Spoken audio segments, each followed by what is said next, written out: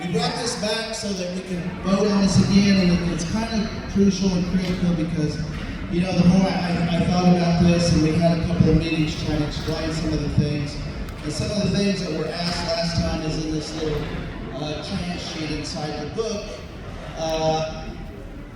You know, years and years ago when Darrell was the governor, the tribe voted down the budget, and it went to court. Okay, she wants me to read this first, so I'll explain a little bit.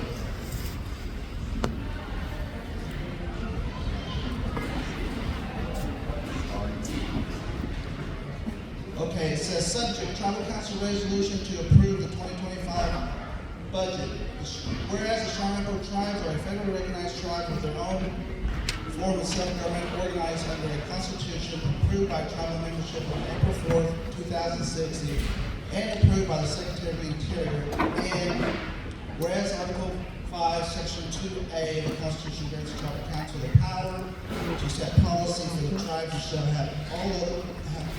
have all other powers and duties specifically provided by the Constitution. And whereas Article 5, Section 2A of the Constitution provides the Tribal Council exclusive power to approve the annual budget for the tribes, provided that if the Tribal Council fails to approve or disapprove the annual budget within 30 days of the receipt of the annual budget as approved by the legislative process, then the annual budget shall be deemed approved. The annual budget shall include all revenue and funds controlled by the tribes, including gaming revenue and all revenue and funds received by the tribes from any and all sources. And now therefore be it resolved that the Tribal Council of the Shawano tribes hereby approve the 2025 annual budget of the Shawano tribes effective January 1st, 2025.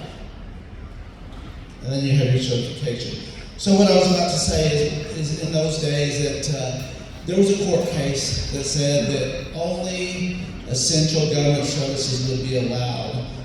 And you know, it's up to the court's interpretation, but some of the things, and I've kind of expressed to the legislators that there would have to be cuts in certain areas. Everything that isn't essential government services wouldn't be approved. I was trying to explain this the other night. I said, you know, we have a lot of powwows. People come and ask for money. I help them. We got TV polls. We help them. A lot of services that aren't always approved in Tribal Council, we try to help because it's what we're supposed to do as far as our cultural and our ceremonies and other activities. So if that happened, there would be a lot of things that wouldn't happen. You know, most holiday events, because they're not essential, wouldn't happen. You know, our Christmas dinner like we had the other night in Oklahoma City probably wouldn't happen. So it's critical that you know, that we get this budget through, because there's nothing in this budget, and I keep thinking about this. I've done budgets probably for 30 years.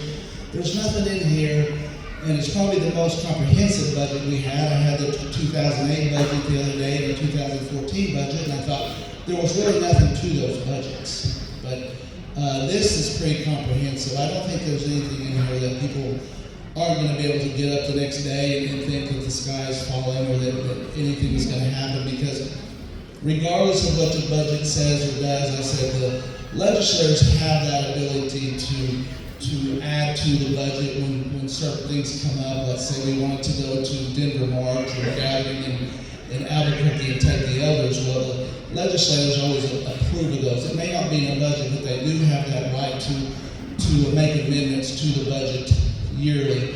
But if it doesn't, then we go back to this previous budget, and as the court case has said, it's only for essential government services only. So if this doesn't go through, and I know some people don't want it to go through, which is fine. It's everybody's prerogative to actually say how they feel about it. But there's going to be times when people come up and ask me to support different events and organizations and things like that, but we're going to have to say no, because the tribal budget didn't pass. So all the extra things, I mean, even here, when you're here today, you know, is food essential? Do we go to tribal council without food? You know, if the new tribal council coordinator, you know, what is essential? Is gas essential to get people here? You know, so there's a lot of questions that you think about that what are essential government services.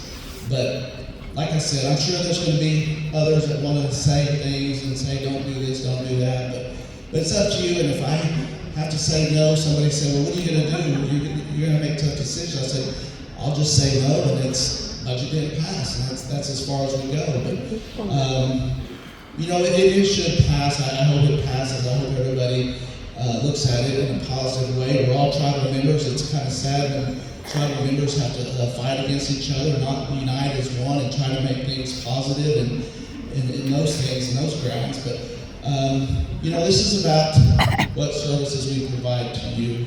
This isn't about anything else. All these services are in this, except for those that come up from time to time, those events that the legislators actually appropriate money for. So during the year. So with that, I just want to say thank you to everybody for coming out. It's good to see a lot of you and a lot of you who came out of state. I know we got a New Mexico contingent here, so appreciate them for driving all that way this time of year. So with that, I just want to say thank you.